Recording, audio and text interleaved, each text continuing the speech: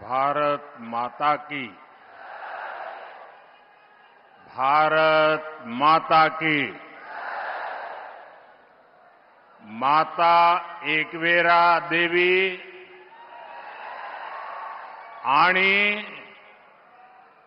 यहां मोगी माता चरणी मी कोटी कोटी नमन करतो। धुळ्यातील सर्वांना राम राम।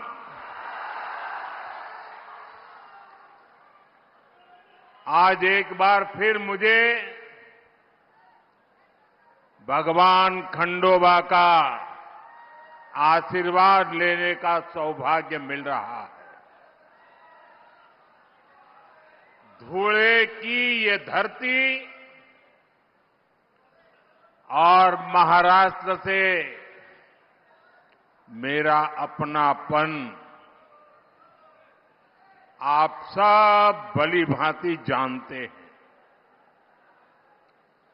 महाराष्ट्र से मैंने जब भी कुछ मांगा है, महाराष्ट्र के लोगों ने दिल खोलकर मुझे अपना आशीर्वाद दिया है।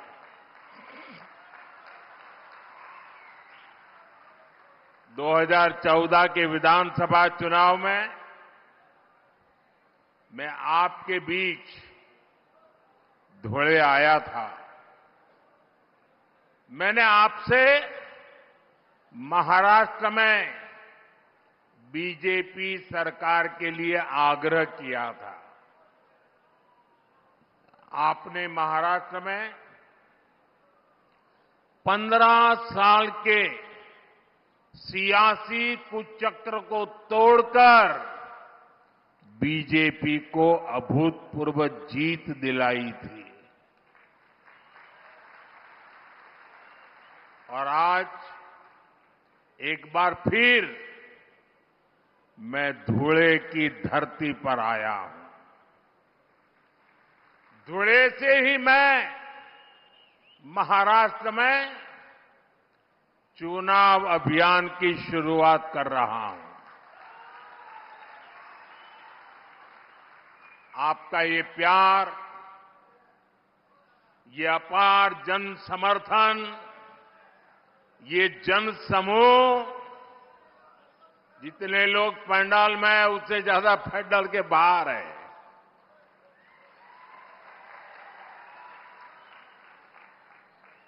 उधर तो उनको पर्दे भी खोल देने पड़े। ये जन समूह, ये उत्साह, ये उमंग वाकई अभिभूत कर देता है। हम सभी को, भाजपा को, महायुति को, महायुति के एक एक उम्मीदवार को आपके आशीर्वाद चाहिए। मैं आपको विश्वास दिलाता हूं, पिछले 2.5 वर्षों में महाराष्ट्र के विकास को जो गति मिली है, उसे रुकने नहीं दिया जाएगा। अगले 5 वर्ष महाराष्ट्र की प्रगति को एक नई ऊंचाई पर ले जाएंगे। महाराष्ट्र को जो सुशासन चाहिए, वो सिर्फ महायुति की सरकार ही दे सकती है।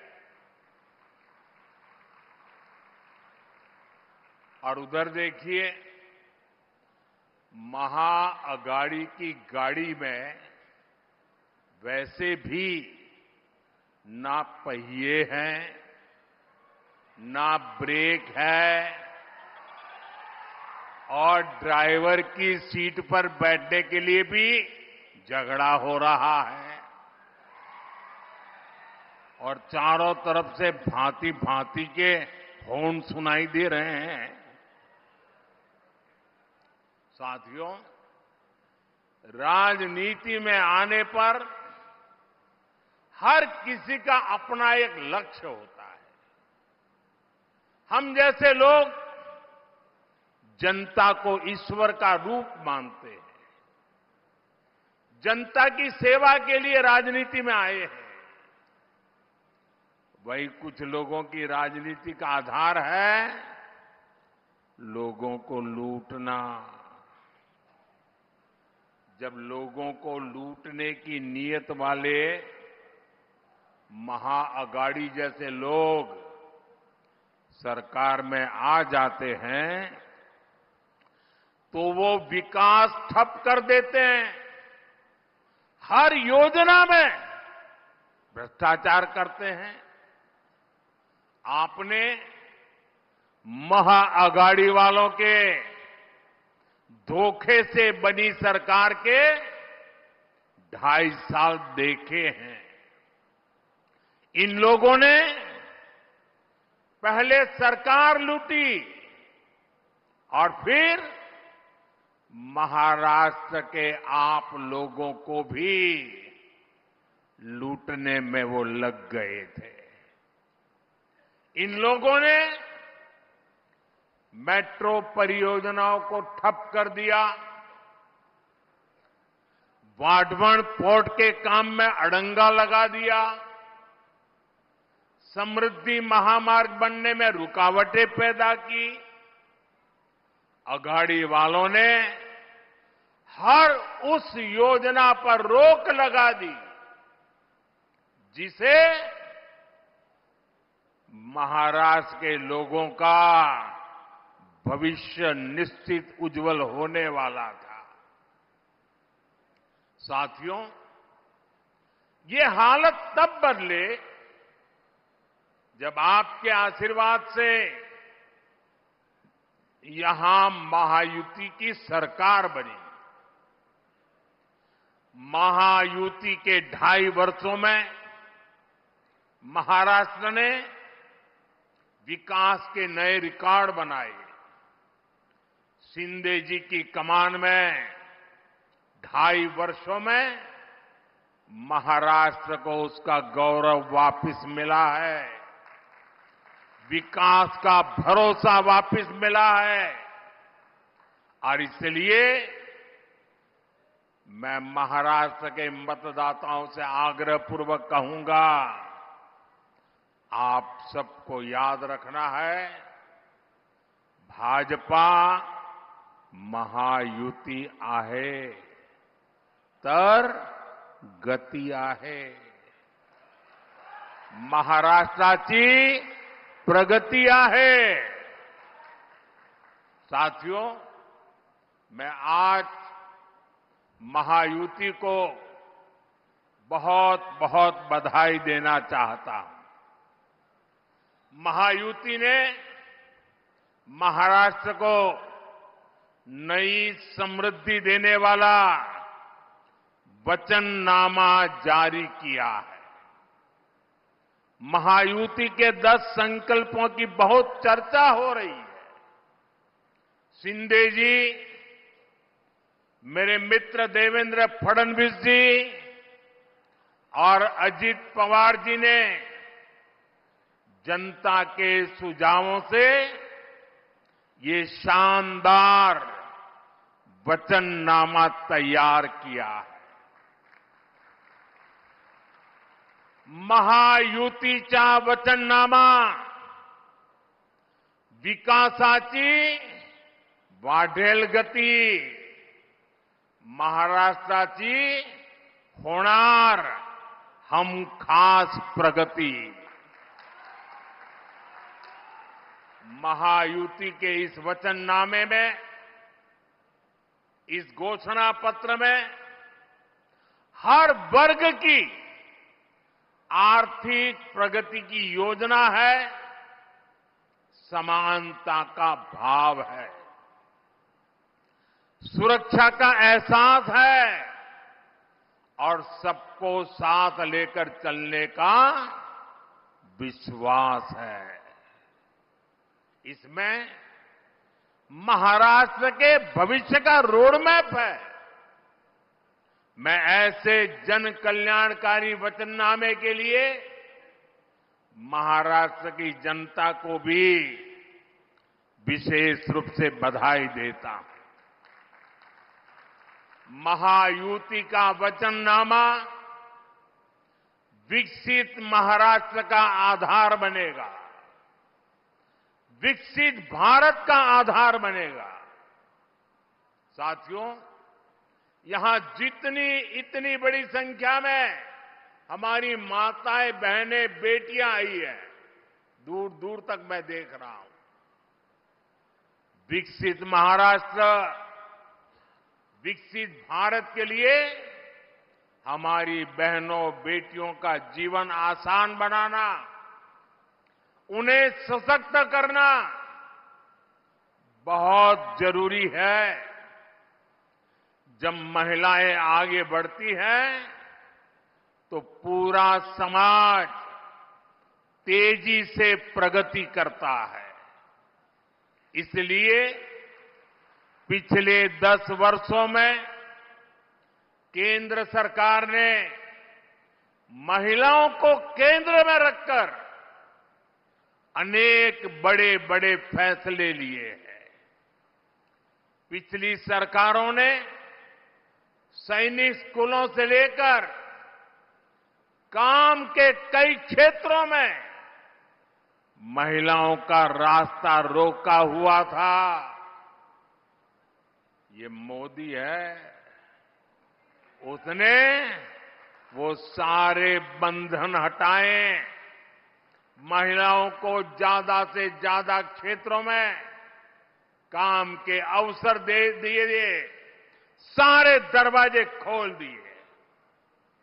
हमने नारी शक्ति बंधन अधिनियम के जरिए विधानसभाओं और संसद में महिलाओं को आरक्षण का अधिकार दिया। शौचालय से लेकर गैस सिलेंडर तक हर योजना के केंद्र में हमारी माताएं, बहनें ही रही है। हमने जब इन योजनाओं को शुरू किया था तब कांग्रेस के लोग हमारा मजाक उड़ाते थे, लेकिन आज वही योजनाएं महिला सशक्तिकरण का पर्याय बन गई है। मुझे खुशी है कि महाराष्ट्र की महायुति सरकार भी हमारे विजन को आगे बढ़ा रही है। माताओं को, बहनों के लिए यहां अनेक योजनाएं शुरू की गई है। आज महाराष्ट्र में हर डॉक्यूमेंट पर माता का नाम अनिवार्य कर दिया गया है। महायुति सरकार के इस फैसले का हर किसी ने खुले दिल से स्वागत किया। मुझे खुशी है कि महाराष्ट्र पुलिस में 25,000 बेटियों की भर्ती से एक नया विश्वास पैदा होने वाला है, महिलाओं का सामर्थ्य बढ़ने वाला है और महिला सुरक्षा बढ़ेगी और बेटियों को रोजगार भी मिलेगा। साथियों, हमारी सरकार महिलाओं के सशक्तिकरण के लिए जो कदम उठा रही है वो कांग्रेस और उसके गठबंधन को बर्दाश्त नहीं हो रहा है। आप जानते हैं कि महायुति सरकार की माझी लाड़की बहन योजना, ये माझी लाड़की बहन योजना की सिर्फ महाराष्ट्र में नहीं, देश के हर कोने में चर्चा है। लेकिन कांग्रेस माझी लाड़की बहन योजना को बंद करवाने के लिए भांति भांति साजिशें रच रही है। कांग्रेस के इकोसिस्टम वाले लोग इस योजना के खिलाफ कोर्ट तक पहुंच गए हैं। कांग्रेस और उसके साथियों ने ठान लिया है कि अगर उन्हें सत्ता मिली तो सबसे पहले इस योजना को बंद कर देंगे।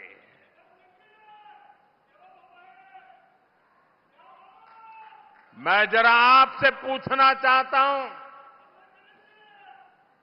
क्या महिलाओं के लिए ये योजना चलनी चाहिए कि नहीं चलनी चाहिए? महिलाओं को लाभ मिलना चाहिए कि नहीं मिलना चाहिए? महिलाओं को आगे बढ़ाने की योजनाएं चलनी चाहिए कि नहीं चलनी चाहिए? और इसलिए महाराष्ट्र के हर महिला को इन अगाड़ी वालों से सतर्क रहना है। ये लोग कभी नारी शक्ति को सशक्त होते नहीं देख सकते। पूरा महाराष्ट्र देख रहा है, कांग्रेस और अगाड़ी वाले लोग अब महिलाओं को किस तरह गाली देने पर उतर आए हैं। कैसी कैसी अभद्र भाषा, कैसे कैसे कमेंट, महिलाओं को नीचा दिखाने की कोशिश। महाराष्ट्र की कोई माता बहन कभी भी अगाड़ी वालों के इस कृत्य को माफ नहीं कर सकती। साथियों, भाषा भी और मातृभाषा तो एक तरह से हमारी मां होती है। मुझे गर्व है कि हमारी सरकार ने मराठी भाषा को अभिजात भाषा का दर्जा दिया है।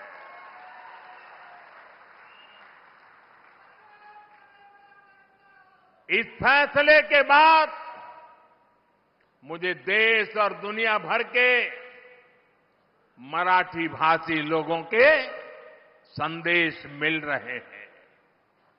लोग इस फैसले से भावुक हैं। ये उनका वर्षों पुराना सपना था, जिसे हमारी सरकार ने पूरा किया है। भाई और बहनों, मराठी भाषा को अभिजात भाषा का दर्जा मिले, ये दशकों से महाराष्ट्र के लोगों की इच्छा थी, मांग थी।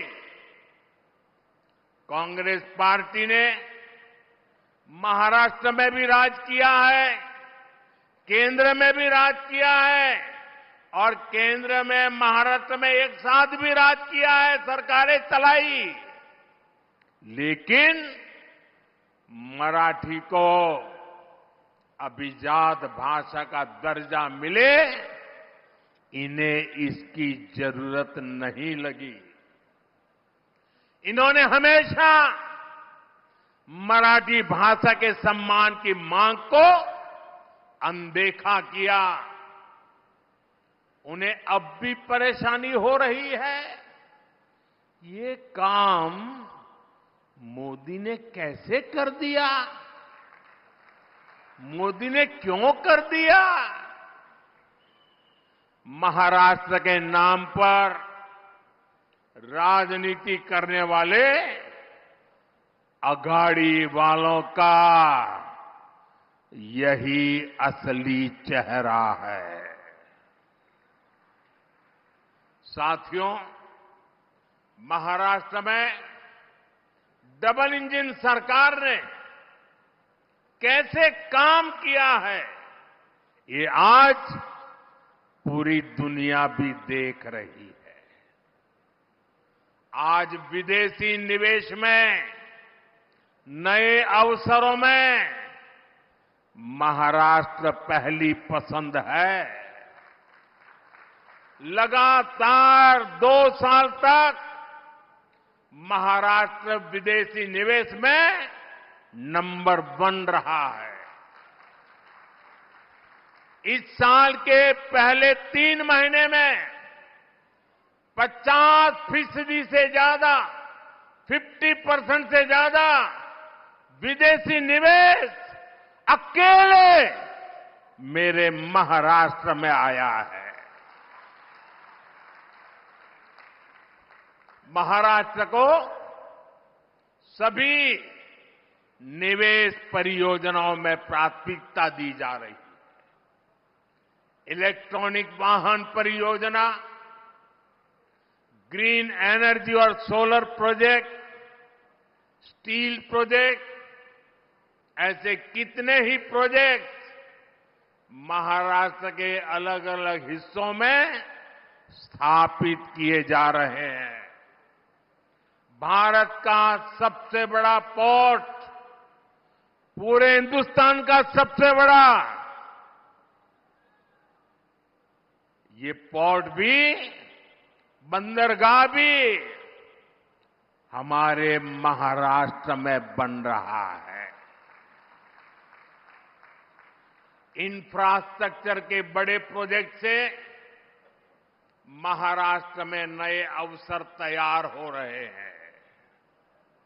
साथियों, और जिस दिन मैं वाढवण पोर्ट के शिलान्यास के लिए आया था, उस दिन हमारे देवेंद्र जी ने पब्लिक में एक इच्छा व्यक्त की थी। उन्होंने कहा था कि हिंदुस्तान का सबसे बड़ा बंदरगाह बन रहा है। मोदी जी इतना सारा कर रहे हो, हजारों करोड़ लगा रहे हो, तो वहां एक एयरपोर्ट भी बना देना। उस दिन तो मैं चुप रहा था, लेकिन भाइयों बहनों, जैसे ही आचार संहिता खत्म होगी, जैसे ही महाराष्ट्र में महायुति की शपथ विधि हो जाएगी, मैं महाराष्ट्र सरकार के साथ बैठ करके देवेंद्र जी की इच्छा कैसे पूरी हो, इस बात के लिए काम करूंगा।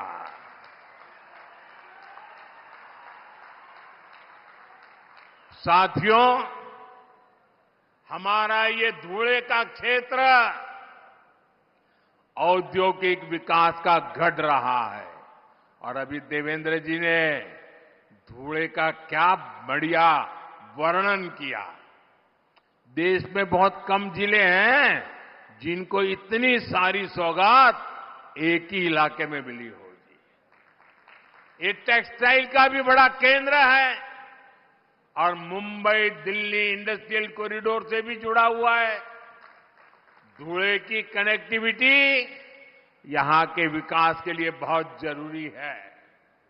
इसलिए धुले के इंफ्रास्ट्रक्चर और कनेक्टिविटी पर हजारों करोड़ रुपए खर्च किए जा रहे हैं। धुले सोलापुर हाईवे का काम जारी है।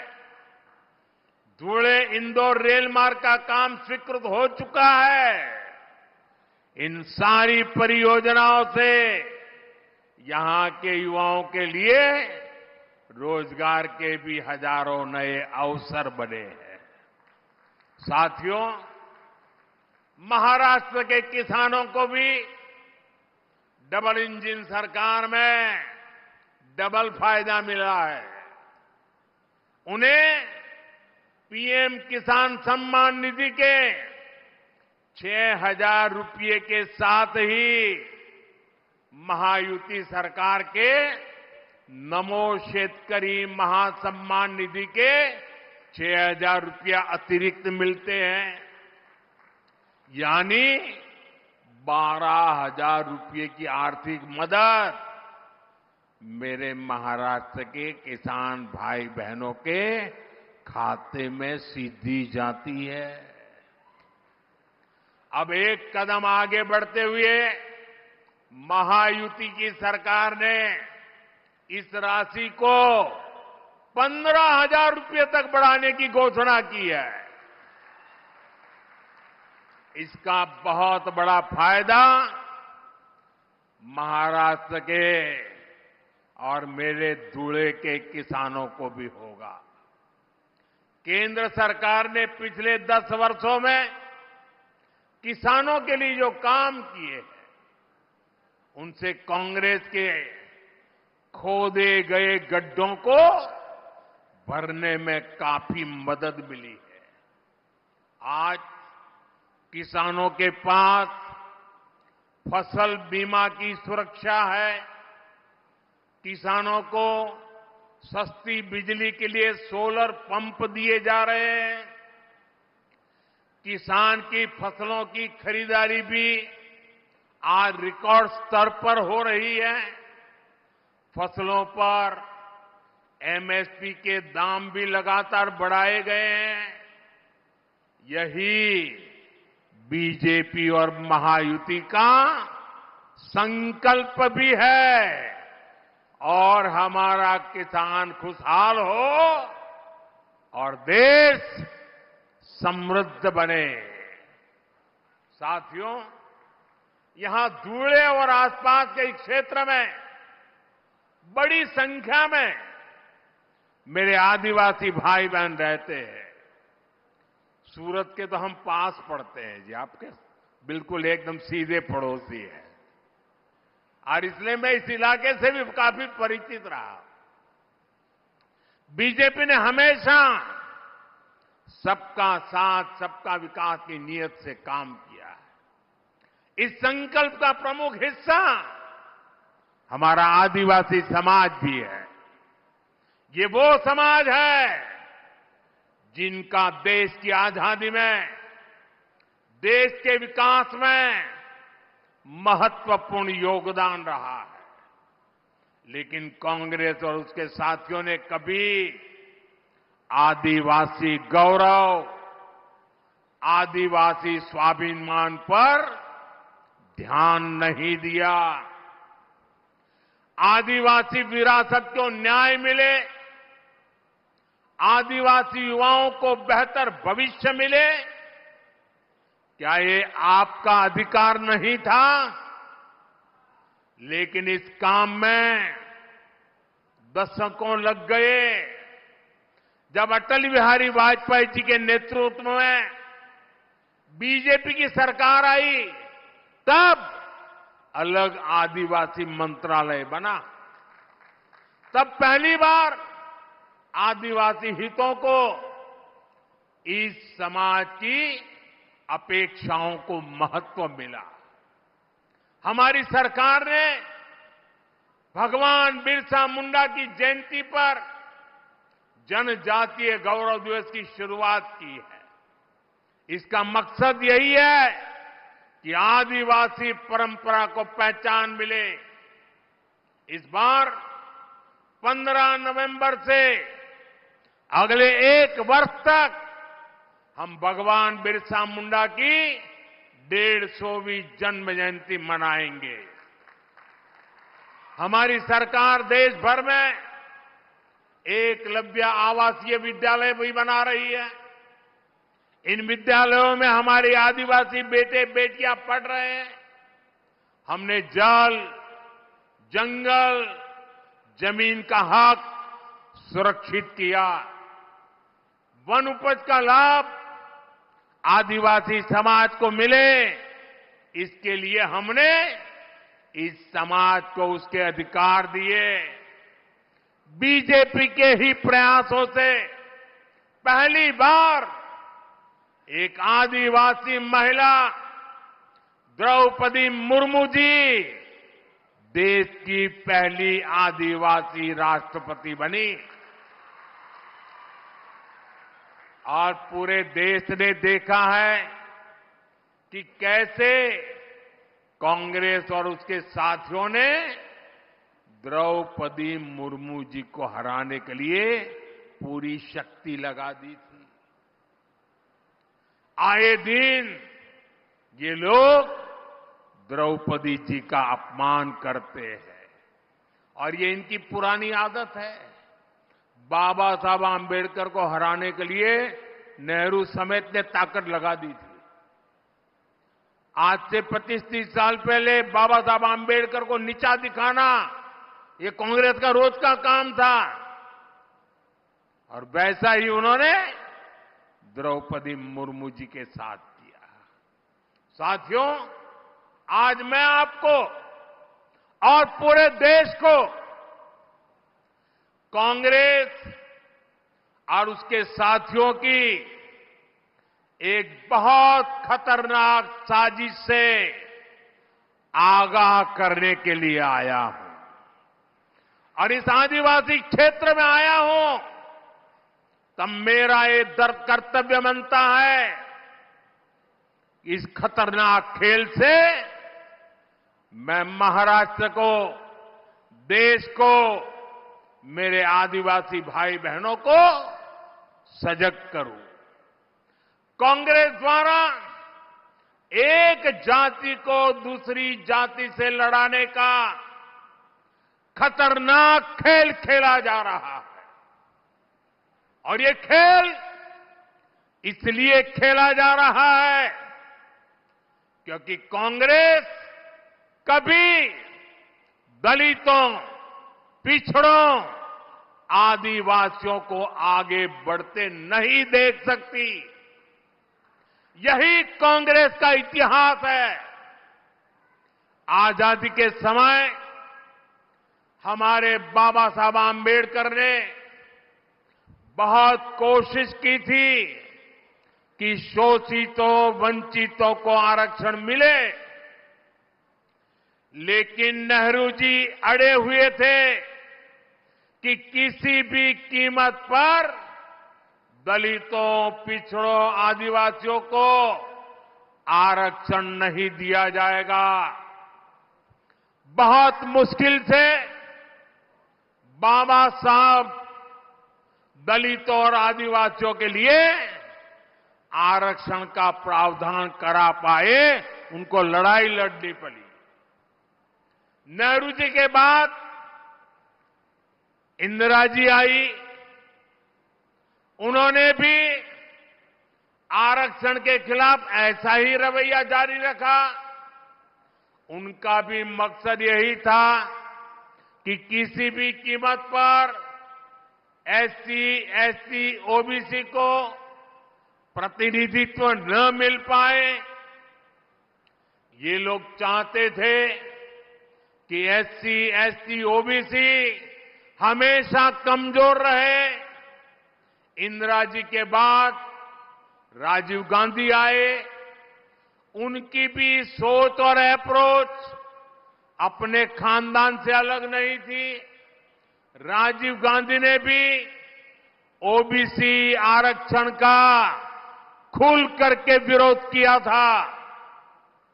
ये लोग जानते थे कि एससी, एसटी, ओबीसी अगर ये समाज मजबूत हो गया तो उनकी राजनीति की दुकान का शटर गिर जाएगा।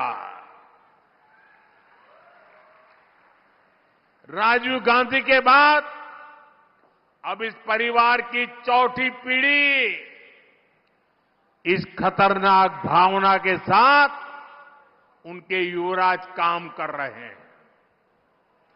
कांग्रेस का एकमात्र एजेंडा है किसी भी तरह एससी समाज की एकता को तोड़ो, एसटी समाज की एकता को तोड़ो, ओबीसी समाज की एकता को चकनाचूर कर दें। कांग्रेस चाहती है कि एससी समाज अलग अलग जातियों में बिखरा रहे ताकि एससी समाज की सामूहिक शक्ति कमजोर पड़ जाए। कांग्रेस चाहती है कि ओबीसी समाज भी अलग अलग जातियों में बटा रहे, ताकि ओबीसी के तौर पर उनकी जो एकजुटता की पहचान बनी है, ये ओबीसी अगर ओबीसी रहे तो उनकी ताकत बढ़ जाएगी। ये ताकत न बढ़े, इसलिए ओबीसी समाज को भी जातियों में बिखेर दो। इसलिए वो ओबीसी को भी अलग अलग जातियों में बांटने का खेल कर रही है। कांग्रेस चाहती है कि हमारा एसटी समाज अलग अलग जातियों में बटा रहे, क्योंकि आज आदिवासी के रूप में, जनजातीय समूह के रूप में, शेड्यूल्ड ट्राइब के रूप में समाज की एकता, समाज की एक पहचान, समाज की एकजुटता आज उभर करके आई है। और वो मजबूती से अपनी आवाज उठा न पाए, इसलिए उनको भी छोटी छोटी जातियों में बिखेर दो। यहां धूले के इस क्षेत्र में हमारे भील गरासिया, कोकना, कोकनी, कोली महादेव, डोंगर कोली, वारली, ठाकर, कोली ठोर, टोकरे कोली, गमीत, गमता, गवीत, पारगी, कटकरी, धानका, तड़वी, तैतरिया, ऐसी आदिवासी जातियां रहती है। कांग्रेस भीलों को कोकना से लड़ाना चाहती है, कांग्रेस भील गरासिया को कोकनी से लड़ाना चाहती है, कांग्रेस कोली महादेव आदिवासी जाति को डोंगर कोली से लड़ाना चाहती है, कांग्रेस वारली आदिवासी जनजाति को ठाकर आदिवासी जनजाति से लड़ाना चाहती है, कांग्रेस कोली ढोर को टोकरे कोली से लड़ाना चाहती है, कांग्रेस गमित को गमता से लड़ाना चाहती है, कांग्रेस गवित को पारधी से लड़ाना चाहती है, कांग्रेस कटकरी को धानका से और तड़वी को तैतरिया से लड़ाना चाहती है। साथियों, आदिवासी की पहचान, जनजातीय समाज की पहचान, शेड्यूल्ड ट्राइब की एकता, इसको तोड़ने में कांग्रेस लगी हुई है। आदिवासी जातियों की एकजुटता कांग्रेस को फूटी आंख नहीं सुहाती।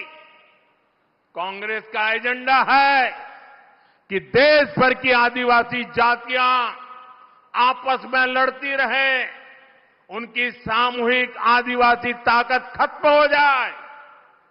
कांग्रेस ने जब धर्म के नाम पर ऐसे ही साजिशें रची थी तो देश का बंटवारा हो गया था। अब कांग्रेस एससी, एसटी, ओबीसी समाज की एक जाति को दूसरे के खिलाफ खड़ा कर रही है। भारत के खिलाफ इससे बड़ी साजिश कोई और नहीं हो सकती। आप मुझे बताइए, आदिवासी जब एकजुट रहेगा तो उसकी ताकत बढ़ेगी कि नहीं बढ़ेगी? ताकत बढ़ेगी कि नहीं बढ़ेगी? अलग अलग जातियों में टूटने से आप सोचिए कमजोर हो जाएंगे कि नहीं हो जाएंगे। इसलिए मैं कहता हूं, एक है तो सेफ है, एक है तो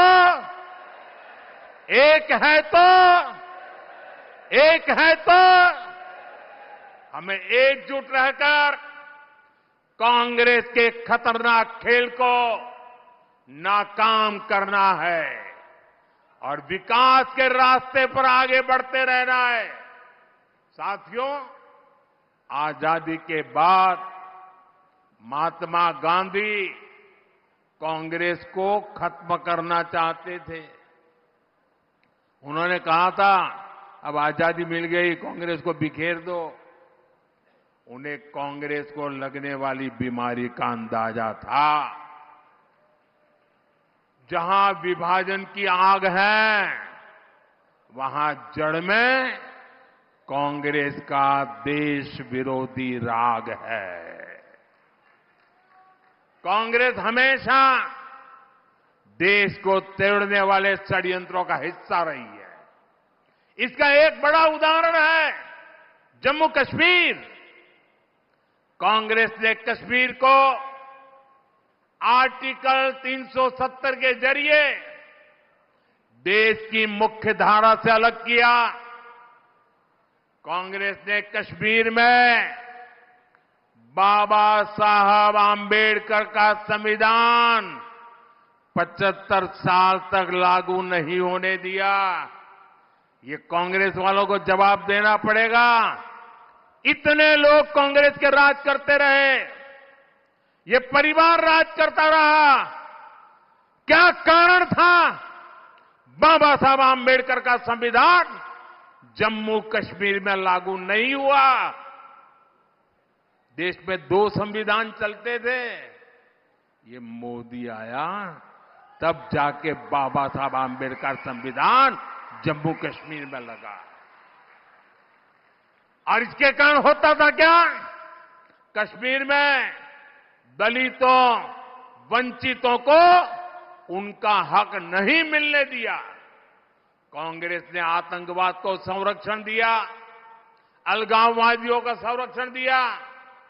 जो समस्या कांग्रेस ने पैदा की थी, हमने आर्टिकल 370 खत्म करके उस समस्या को भी खत्म कर दिया है।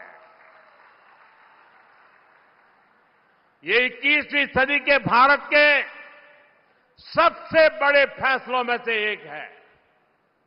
लेकिन जैसे ही मैं देशवासियों को कहता हूं, जरा जागिए, सचेत हो जाइए।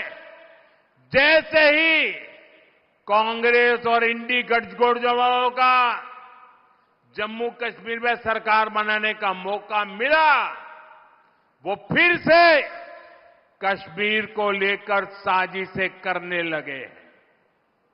आपने टीवी पे देखा होगा, 2-3 दिन पहले जम्मू कश्मीर विधानसभा में जो कुछ हुआ आपने देखा होगा। कांग्रेस गठबंधन वहां फिर से आर्टिकल 370 लागू करने का प्रस्ताव पारित किया है। दोस्तों, क्या यह देश स्वीकार करेगा? आप सहमत होंगे? कश्मीर को तोड़ने का कांग्रेस का एक कारनामा आपको मंजूर है?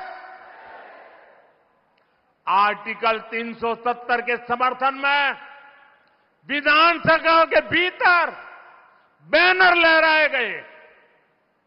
जब बीजेपी के विधायकों ने जी जान से उसका विरोध किया तो उन्हें उठा करके सदन के बाहर फेंक दिया गया। कांग्रेस और उसके साथियों की एक घिनौनी सच्चाई पूरे देश को, पूरे महाराष्ट्र को समझनी होगी। कांग्रेस गठबंधन एक तरफ जम्मू कश्मीर से भारत का संविधान हटाने का प्रस्ताव पास करता है। कांग्रेस ने जो प्रस्ताव पारित किया है ना, इससे बाबा साहब का संविधान जो मोदी वहां ले गया है ना, वो फिर वापस कर देंगे और जम्मू कश्मीर में बाबा साहब के संविधान को घुसने नहीं देंगे। और दूसरी तरफ यही कांग्रेस, उनका गठबंधन यहां महाराष्ट्र में आकर संविधान की झूठी किताब लहराता है, कोरे कागज वाली। ये कोरे कागज वालों की कटी पतंग का जमाना आ गया है।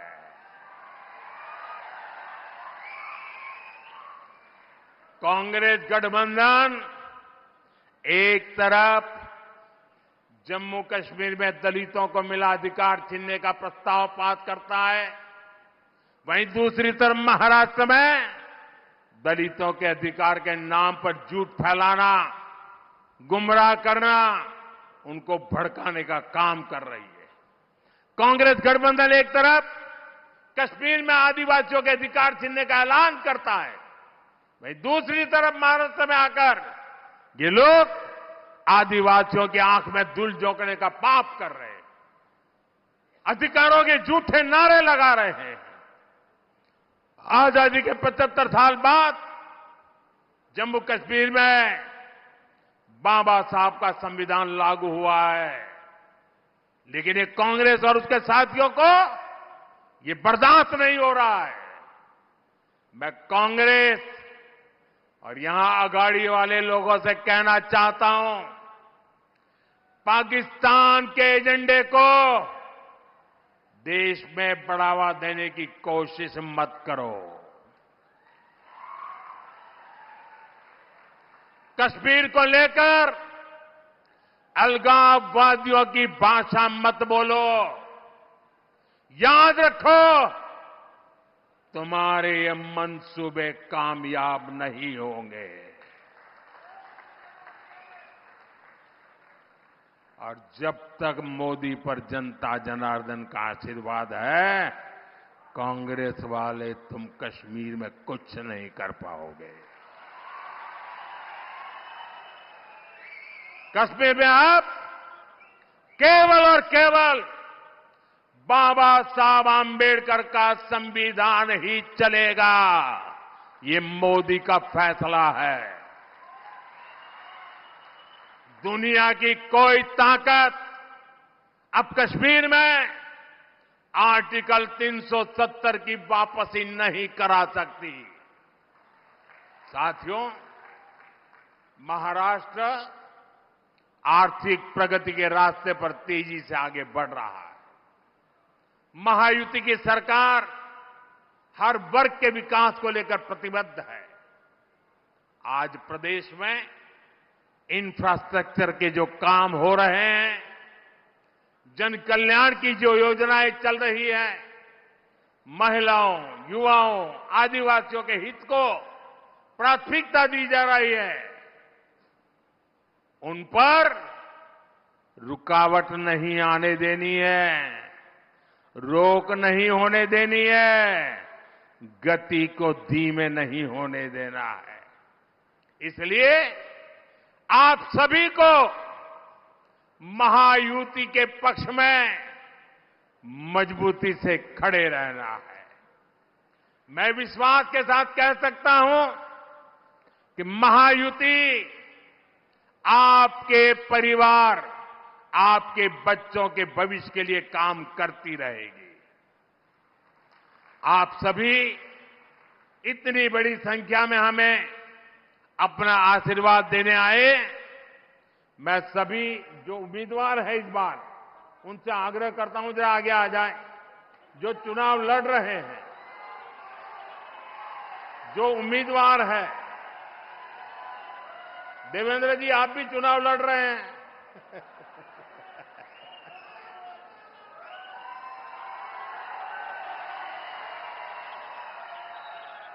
मेरे साथ बोलिए, भारत माता की, भारत माता की, भारत माता की। आप लोग जरा वहां रुकिए।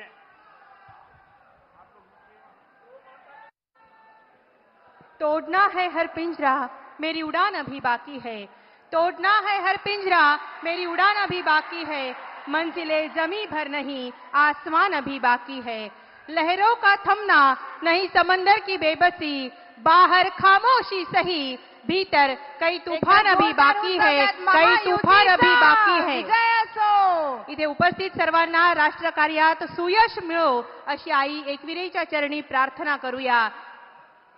चौथ्यांदा असं झालं आहे की स्वतः मोदीजी आज धुळ्यामध्ये आलेले आहेत आणि महायुती विजय संकल्प सभाची ही पहिली अशी सभा आहे जिथे मोदींजींचा चरणस्पर्श झाला आहे. तर एकदा जोरदार होऊन जाऊ द्यात. अब की बार मोदी सरकार,